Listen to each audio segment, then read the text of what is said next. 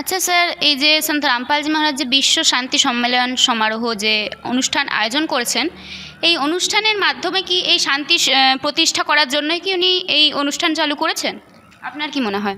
আমার মনে হয় সন্ত রামপালজি মহারাজ যে মে মাসের 1 তারিখ, 2 তারিখ এবং 3 তারিখ তিন দিবসীয় যে অখণ্ড পাঠ উনি করতে চাইছেন, যেটা হবে সন্ত গরিবদাসজি মহারাজের যে অমর বাণী লেখা রয়েছে, যে বইটা, তার নাম হলো অমর গ্রন্থ সাহেব।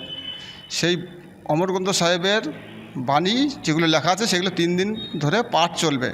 সেই পাঠে সমস্ত বিশ্বকে উনি আমন্ত্রণ করেছেন, কারণ বিশ্ব শান্তি প্রতিষ্ঠাতা করার জন্য বিশ্বে যেভাবে অস্থির এই সময় চলছে, যুদ্ধ থেকে শুরু করে সমস্ত কিছু, অন্যায়, অবিচার, দুরাচার, শিষ্টাচার, এইগুলোকে শান্তি করার জন্য, বিশ্বের শান্তি হয়, সেই জন্যই অখণ্ড বাণী চলবে।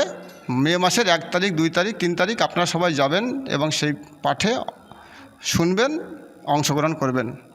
ধন্যবাদ স্যার। সৎ সাহেব।